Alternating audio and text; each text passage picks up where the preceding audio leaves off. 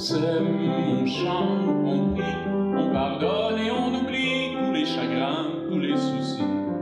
On s'aime, on chante, on prie, on pardonne et on oublie, on fait la paix avec la vie. Je suis né à la campagne, j'ai eu cette chance-là. J'ai eu cette chance-là aussi de vivre avec, d'avoir des parents très libéraux. Alors, ils étaient croyants, on allait à l'église, mais on était libre. Il y avait pas de, on se sentait pas particulièrement obligé. Mais moi, j'aimais ça. J'aimais l'église, j'aimais les vêtements liturgiques. Mon père était maître chantre à l'église et bon, on pratiquait à la maison. Ma mère jouait du piano, ma sœur jouait du piano. Donc, il y avait beaucoup de musique à la maison. Puis la religion, ça faisait partie de notre quotidien, mais c'était pas un carcan lourd à porter. C'était, ça se passait bien simplement. Puis j'ai pas été abusé par des curés. Les religieux que j'ai rencontrés au courant de ma vie, même quand j'étais pensionnaire, ont été des gens extraordinaires que j'ai admirés comme éducateurs. Et puis je les remercie de m'avoir enduré. J'étais pas facile à endurer parce que j'avais que la musique en tête, évidemment. Et puis voilà. Puis avec le temps, évidemment, quand j'ai quitté les études, que j'ai commencé à travailler dans les bars, beaucoup. Donc je faisais beaucoup de musique. Puis la religion, c'est parti. Ça faisait plus partie vraiment de mon quotidien. Un jour, je suis allé à l'épicerie, puis j'ai pris le journal Main Street, qui est un excellent journal, entre parenthèses, un journal local. Puis il y avait une petite annonce où on disait qu'à Shawbridge, l'église de Shawbridge cherchait un pianiste. Et je me suis dit, tiens, pourquoi pas?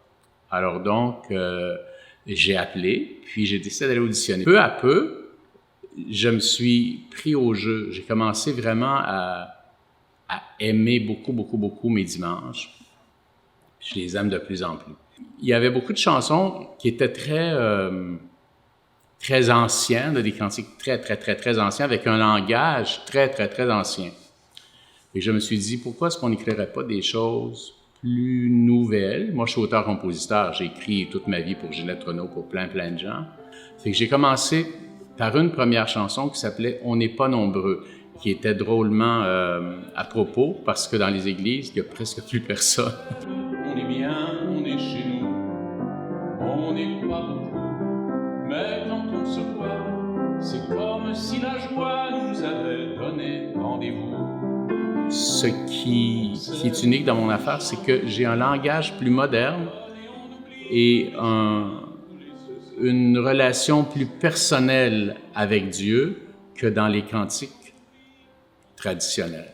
Donc, c'est plus comme des monologues qui souhaiteraient un dialogue, si on va dire ça comme ça. J'ai tant besoin de toi, mon Dieu, encore une fois, moi qui te prie et qui t'oublie, parfois pendant des mois. J'ai tant besoin de toi, besoin de croire en toi. C'est beau de croire, c'est plein d'espoir, alors me revoilà. Mes chansons ne s'adressent pas à une personne, elles s'adressent à une personne, à Dieu. Puis ça passe beaucoup par tous mes doutes. J'ai plein de doutes, moi. Alors, je crois souvent, je crois, mais je voudrais savoir. Je voudrais plus savoir que croire, puis je sais pas encore. Donc, je m'en vais vers ça. Mais toi, tu dois gérer la terre, la voie lactée, les cœurs brisés à réparer, un monde à consoler, les yeux levés au ciel, partout des gens t'appellent, des mal-aimés en mal-aimés, qui disent comme moi, j'ai tant besoin. On a tellement besoin, plus que jamais, on a besoin de croire. On a besoin de croire, de voir plus loin. Parce que ce qui se passe en ce moment, c'est tellement désespérant. Tout nous désespère. Puis à la télévision, ce qui me désespère, c'est de voir la bêtise. Alors maintenant, on voit la bêtise, l'ignorance, l'incompétence qui sont glorifiées. Donne-moi la foi, donne-moi la foi. J'ai besoin de croire qu'un Dieu d'amour veille sur moi. Donne-moi la foi, donne-moi la foi. J'ai besoin de voir plus haut, plus loin, plus grand que moi. Tends la main vers moi, donne-moi la foi.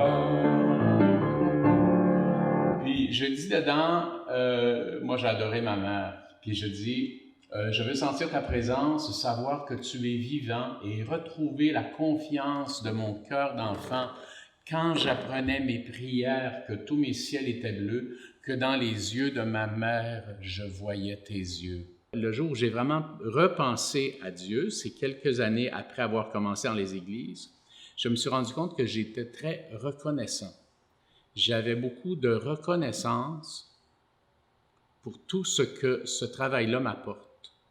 Toute la joie que ça m'apporte, la joie que j'ai quand je rencontre les autres qui viennent, les paroissiens, les gens avec qui je travaille, les pasteurs avec qui je travaille, qui sont extraordinaires et terriblement inspirants. Et c'est avec ce lien de reconnaissance-là que j'ai commencé à penser à Dieu plus véritablement, plus... Je me suis senti plus près de lui. Je commençais vraiment à nommer Dieu. Je ne le nommais pas avant. C'était... Puis là, peu à peu, c'est arrivé. Comme j'ai écrit une chanson qui s'appelle « Marginal », qui dit le goût de vivre qui m'anime, c'est la lumière de ma foi, ce lieu de grâce et de sublime que Dieu habite au fond de moi. Puis ça dit, c'est la meilleure part de moi-même, pourtant j'hésite à en parler, comme on hésite à dire « je t'aime » quand on a peur de trop aimer. Et je l'avoue, devant les autres, amis, famille, je me tais. Je suis un bien mauvais apôtre et je protège mon secret. Moi, quand j'écris ou que je compose, c'est là où je suis le plus heureux. Je suis parfaitement heureux. Je dis souvent que c'est ma partie divine, ma partie parfaite de Dieu qui m'habite. C'est là que je suis. Puis quand j'écris, je suis bon. J'ai pas de... C'est le meilleur de ce que je peux être. Le plus beau de moi, c'est mon écriture, c'est ma musique. Alors que j'ai tous les défauts du monde quand j'écris pas. Quand j'écris, on dirait que ça s'en va vers ce que je veux de plus beau. Puis même la musique que j'écris, la musique instrumentale, c'est de plus en plus... c'est une musique qui m'élève de plus en plus et j'espère que ça va aider ceux qui l'écoutent justement à s'élever, à ne pas se laisser avoir par les courants de société.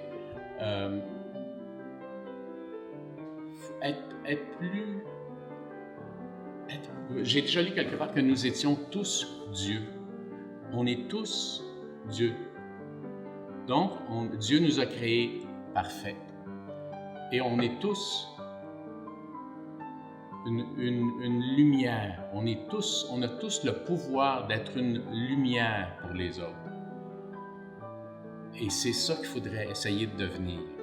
C'est ce que je voudrais être, moi. Si je me disais, qu'est-ce que tu veux être demain, je dis, j'aimerais ça, un spot.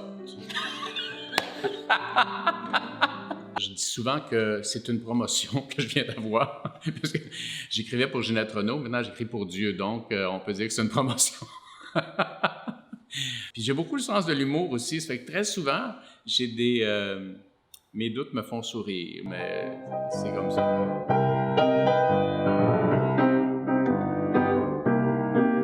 Quand on vit sa vie à la grâce de Dieu, tout va mieux, tout va mieux. Avec lui dans le cœur, on peut croire au bonheur, tout va mieux. Fait que c'est un petit swing. Des fois, on finit le service avec ça. Ma cause n'est pas perdue. Je m'approche peu à peu de l'idée qu'on se fait de Dieu, qui est pardon, qui est joie, qui est amour.